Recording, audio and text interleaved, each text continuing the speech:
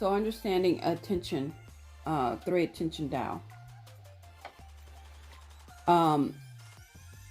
It's how much thread you want to pass through.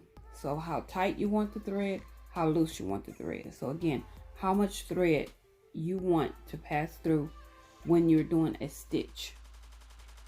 0 is super tight, meaning less thread, and 9 is super loose, meaning more thread. So it's how much thread you want to pass through the machine when you're doing your stitch. So 0 is super tight, less thread. 9 is super loose, and it's more thread. And of course you can go between. You have your arrows up here, between 3 and 5, which is the suggested tension for a straight stitch.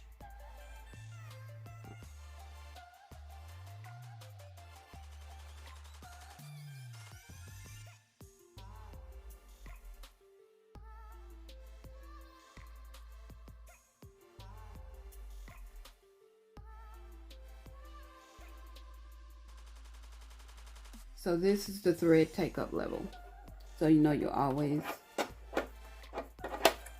can turn it up to get to it. And what I like about this one over the Brother machine that I have, that it comes all the way out. And it's like step 5 when you're threading your thread. And again, to understand what it does, it just guides your top thread.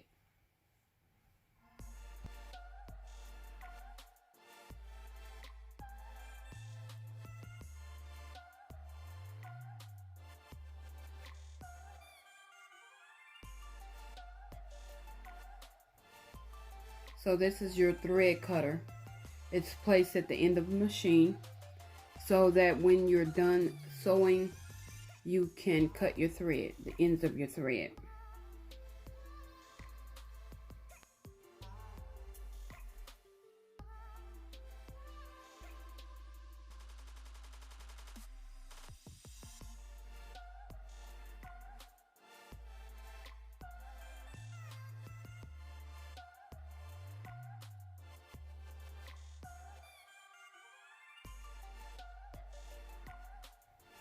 Okay, so this is the presser foot.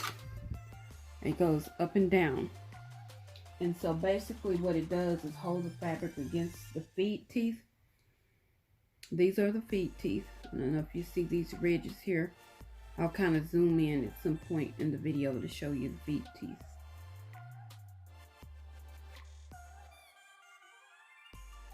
And it draws the fabric under the foot as you sew.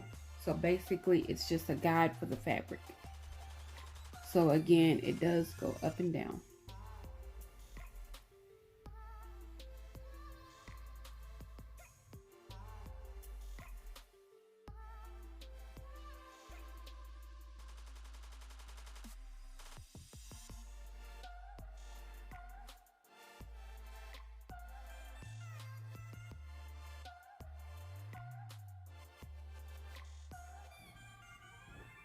Okay, so let's talk about the needle plate.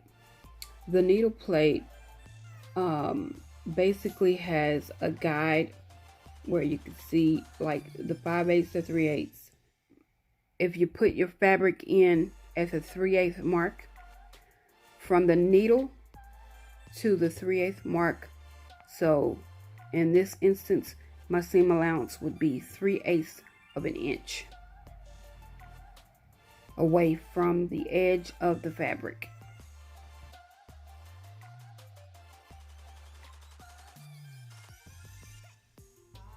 Okay, so let's talk about one of my favorite parts. And if you remember in the unboxing, I said this was one of the things that caught my eye. So the storage compartment has a lot of functions. Not only does it store the accessories that come with the machine, it has the free arm, as you can see here in illustration 6. So you can sew cuffs and hems with ease. I like that about the machine. So let me show you on the machine. Let's turn it here. So I don't know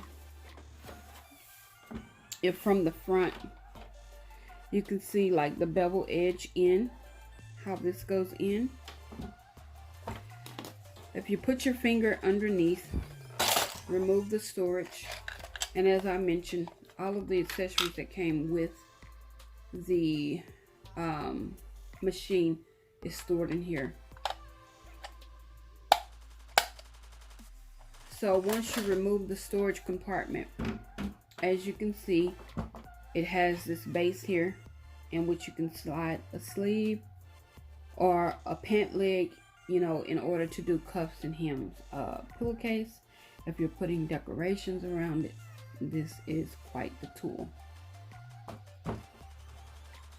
And this is where the storage compartment came from. And you'll take it and you'll just slide it back in. Slide it back into place. There. Okay. So if you're going to do it with one hand, you just take your thumb and, you know, pull against. Take the storage compartment off. And then there's your free arm.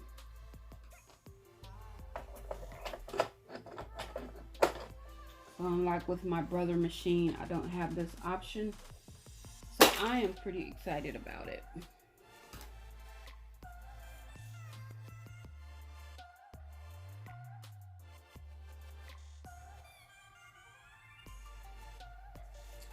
Okay, so we're going to talk about the stitch length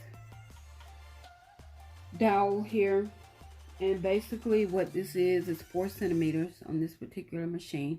It could go up to 5 or 6, and the average stitch length, I think it's like 2.5 or 2. Don't quote me on that. But again, this one is 4 centimeters. And basically what the stitch length is pretty much what it's saying. And it's something that we rarely think about, unless, like for me, when I'm sewing paper, I do think about it. But when you're sewing fabric, you don't really, I mean, if you're not an avid sewer, you don't really think about those types of things. So what this is basically is the length of your stitch. That's basically what it is. Just as it says, stitch length. So when you're sewing and you have the spaces in between your stitch, it's the length of your stitch. So basically keep in mind when you change the stitch length, it changes how much or the amount of fabric that's pulled through. So keep that in mind.